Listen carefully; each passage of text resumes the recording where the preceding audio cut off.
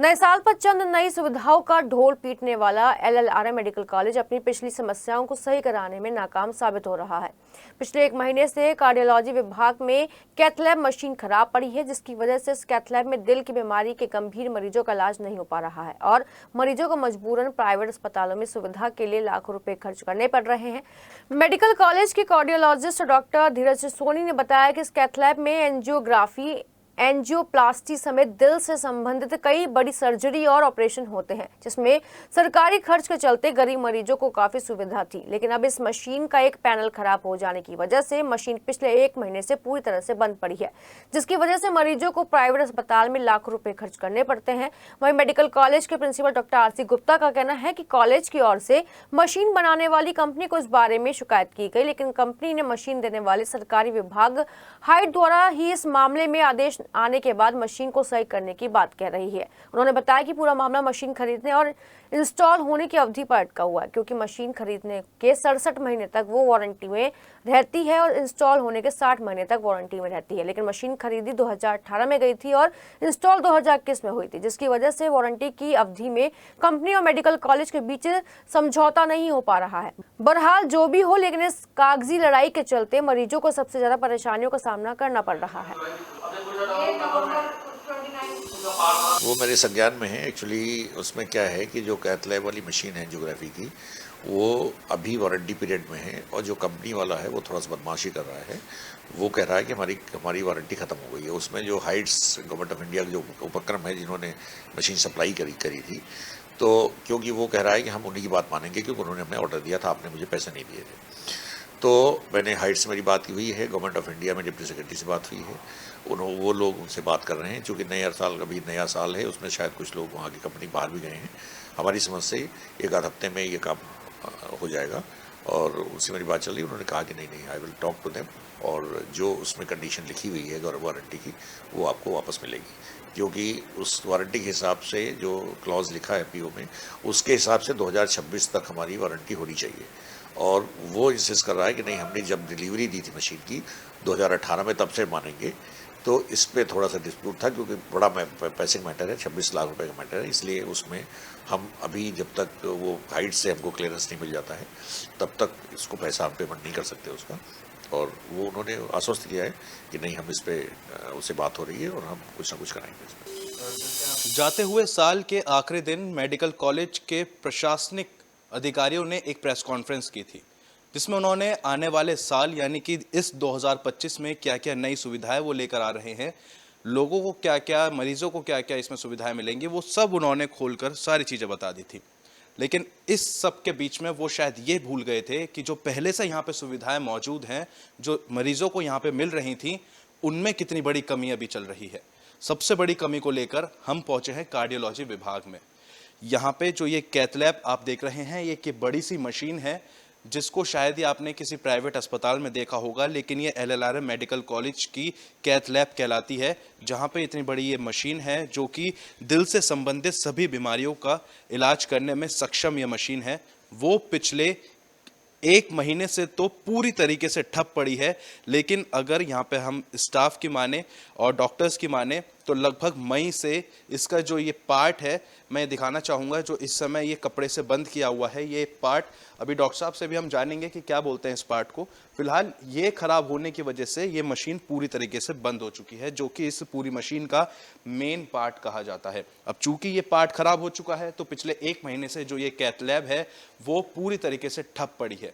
और इस cath lab में क्या क्या सुविधाएं होती हैं और किस तरीके से इलाज होता है और इसके बंद होने से कितना ज़्यादा नुकसान मरीजों का हो रहा है, उन सब के लिए हम जानकारी लेंगे। कार्डियोलॉजिस्ट हैं डॉक्टर धीरज सोनी हैं, जो कि एलएलआरएम मेडिकल कॉलेज में भी इस कार्डियोलॉजी विभाग को पूरी तरीके से संचालित यहाँ पे करते हैं। डॉक्टर साहब, ये बताइए कि जो कैथ लैब है, आपने मुझे बताया कि पिछले एक महीने से ये बंद है, क्या इसमें कमी है? जो पार्ट मैंने दिखाया है उस क्या बोलते हैं उस पार्ट को? देखिए, ऐसा होता है, लैब के अंदर जो कैथ लैब होती है उसके अंदर पिक्चर ट्यूब नाम की चीज़ होती है, जिसके द्वारा एक्सरे मशीन से फ़ोटो खींची जाती है। जो एंजियोग्राफी अगर हम करते हैं, जो फिल्म निकलती है वो उस पिक्चर ट्यूब से ही निकलती है। इसमें प्रॉब्लम तो खैर मई से चल रही है। मई से हम लोगों ने यहाँ पर ऊपर अपने बता भी रखा है कि भाई सीएमसी के इशू का प्रॉब्लम चल रहा है और इसके कारण काफ़ी दिक्कतें होने की संभावना है भविष्य में भी, मगर उसमें क्या कार्रवाई हुआ हमें कुछ आइडिया नहीं है उसके बारे में। अभी नवंबर लास्ट में केस करते वक्त रात में हम केस ही कर रहे थे, रात में 10 बजे के करीब केस करते करते मशीन अपने आप बंद हो गई।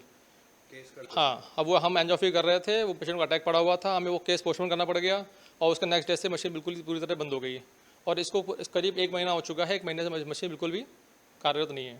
क्या वो मरीज अब ठीक है, स्टेबल? हाँ, मरीज़ ठीक है, मरीज़ को हमने दवाई पे अपने डिस्चार्ज कर दिया था हमने इसको, पेशेंट को।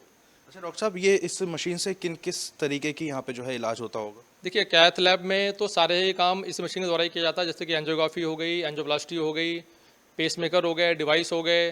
कोई इमरजेंसी पेशेंट आ गया है जिसमें कि कोई नस फट गई है या कोई दिमागी नस फट गई है, कुछ जांच करनी है जिसे हम डीएसए बोलते हैं, वो भी यहीं पर होती है। न्यूरोलॉजी के काफ़ी केसेस होते हैं, जैसे कि कैरोटिड एंजियोग्राफी, डीएसए, ये सब जांचें यहीं पर होती हैं, जो सारे काम रुके हुए हैं मशीन के ख़राब होने से। लगभग इसमें कितना खर्चा आता होगा, जो आपने एंजियोप्लास्टी, एंजियोग्राफी और बाकी सब यहाँ बताए हैं इसमें, और इसके मुकाबले प्राइवेट अस्पतालों में कितना खर्चा आ जाता होगा, कितना डिफरेंस? देखिए, ये मशीन हम लोगों ने 2021 में यहाँ पर मैंने इंस्टॉल करवाई थी यहाँ पर, और उस तब से लेकर अब तक हम करीब 8000 केस कर चुके हैं यहाँ पर। 3 साल में ही इतने केस आपको कहीं भी देखने को नहीं मिलेंगे जितना सरकारी में काम हो रहा है। जितनी तेज़ी से हमने यहाँ पर काम किया है उतनी तेज़ी से कहीं पर भी काम नहीं हुआ होगा। अब इसके बंद होने के कारण से जो गरीब मरीज है, जो बहुत सस्ते में काम कराते हैं, जैसे कि मान लीजिए एंजियोग्राफी केवल 7000 रुपये की होती है यहाँ पर, जिसमें 5500 रुपये तो केवल सामान्य खर्चा है और 1600 रुपये सरकारी फीस लगती है उसमें। यही खर्चा बाहर 15,000 20,000 रुपये तक खर्चा आएगा इसमें। इसी तरीके से एंजियोप्लास्टी होती है जो कि 55,000 से 60,000 रुपये की होती है, जो कि प्राइवेट में करीब 1.5 लाख से 2 लाख रुपये की होती है। इसी तरीके से पेसमेकर है जो काफ़ी सस्ते में लगा जाता है, डिवाइसेस हैं बहुत सस्ते में लगा जाते हैं। वो मरीज जिनके पास बीपीएल कार्ड है, दीनदयाल कार्ड है, आयुष्मान कार्ड है, उनका बिल्कुल मुफ्त इलाज होता है। वो सारा काम बिल्कुल बंद हो गया है। लगभग कितने मरीज ऐसे होंगे जो मायूस होकर वापसी जा रहे होंगे पिछले मई से या फिर पिछले 1 महीने से, अगर मैं बात करूं? मतलब मेरा ये बस यही कहना है कि एक रनिंग डिपार्टमेंट जो कि बहुत तेज़ी से अच्छा ग्रो कर रहा है, बहुत अच्छा काम कर रहा है, वो अचानक से बिल्कुल बंद पड़ गया है। सबसे बड़ी दिक्कत ये हो रही है कि हमारी ओपीडी 300 साढ़े 300 करीब की ओपीडी होती है डेली हमारी, और इतने पीक सीजन में जो कि सर्दी का महीना चल रहा है, इस सर्दी के महीने में कम से कम 20 से 25 पेशेंट डेली आते हैं जिनको कि इस जाँच की ज़रूरत होती है। इसी तरीके से इमरजेंसी में पेशेंट आ रहे हैं, कम से कम 5 से 10 पेशेंट डेली आते हैं इमरजेंसी में, जो कि हमें बाहर से रेफर करने पड़ते हैं। हम केवल दवाई देकर उनको बस ओपीडी से देख करके वापस करना पड़ रहा है, हम कुछ भी नहीं कर पा रहे हैं इसमें। बिल्कुल।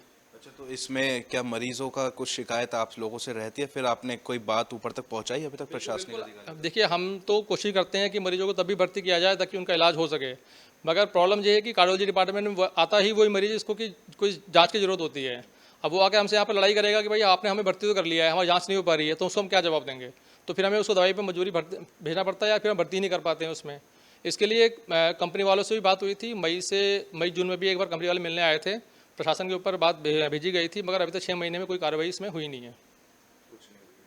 तो क्या बता रहे हैं कंपनी वाले कि कितना समय इसमें लग सकता है, या क्या इस तरीके की बात सामने आ रही है कि आप तो अपनी वजह रख चुके हैं, उनकी क्या वजह सामने आ रही है कि क्यों नहीं ठीक कर पा रहे? देखिए, एक उसमें एक इशू था कि उन्होंने ये बोला है कि जो CMC होती है, जिसको हम बोलते हैं कॉम्प्रिहेंसिव मेंटेनेंस चेकअप बोलते हैं, जिसमें वो सारा पार्ट कवर करते हैं कि हाँ मशीन की सारे चीज़ों को वो अपने आप कवर करेंगे और सब कुछ ठीक करेंगे। तो उनका ये क्लॉज है कि उन्होंने डेट ऑफ डिलीवरी से CMC को एक्सेप्ट मानी हुई है कि जो कि 66 month from date of delivery होनी चाहिए। अब जो डिलीवरी हुई है मशीन की 2018 में हुई है, इंस्टॉल हुई है 2021 में, तो लड़ाई इस बात की चल रही है कि डेट ऑफ डिलीवरी से मानी जाएगी CMC कि डेट ऑफ इंस्टॉलेशन से मानी जाएगी। हमारा कहना ये है कि भाई आपकी जो इशू है, आपकी जो लड़ाई है प्रशासन की या जो कंपनी की लड़ाई है, उस बीच में मरीजों का नुकसान ना किया जाए, लैब शुरू कर दी जाए। ये काम तो पेपर वर्क तो होता रहेगा, इसमें कोई भी प्रॉब्लम नहीं है, वो तो आप अपना काम करते रहिए, मगर एटलीस्ट मशीन शुरू हो जाएगी, कंपनी वाला मशीन आकर ठीक कर जाए, CMC दी जाए ना दी जाए, उसका एक सोल्यूशन निकाल करके मशीन ठीक कर दी जाए ताकि काम शुरू कर सके हम यहाँ पर। मेन मुद्दे की बात ये है। आपने बिल्कुल सही बात बोली है, चूंकि ये LLRM मेडिकल कॉलेज है, हर कोई जानता है कि यहाँ पे कागजों के बल पर ही कितने काम किए जाते हैं, कागजों की ही हेराफेरी होती है और उन कागजों को ही दिखा कर कह दिया जाता है कि कोई मरीज यहाँ पे इतने समय से भर्ती है, चाहे उसका इलाज यहाँ पे मिल रहा हो उसे या ना मिल रहा हो। आखिर कागजों की इस हेराफेरी के चलते कब तक जो हार्ट के मरीज हैं, दिल के मरीज हैं, उनको इस सुविधा से वंचित रहना पड़ेगा? क्यों नहीं मेडिकल का प्रशासनिक भवन जो पुरानी सुविधाएं हैं उनको चालू करता, जबकि उनको नई जो सुविधाएं मिल रही हैं वो तो मरीजों तक पहुंचाने के लिए वो लगातार काम कर रहे हैं, लेकिन पुरानी सुविधाओं का क्या? आखिर सिटी हलचल भी ये सवाल खड़ा करता है कि पुरानी सुविधाओं को लेकर कब मेडिकल कॉलेज का प्रशासन जागेगा और मरीजों को बेहतर सुविधाएं देने के लिए काम करेगा। वीडियो जर्नलिस्ट संजय सिंह और अपने सहयोगी के शर्मा के साथ प्रत्युष शर्मा, सिटी हलचल।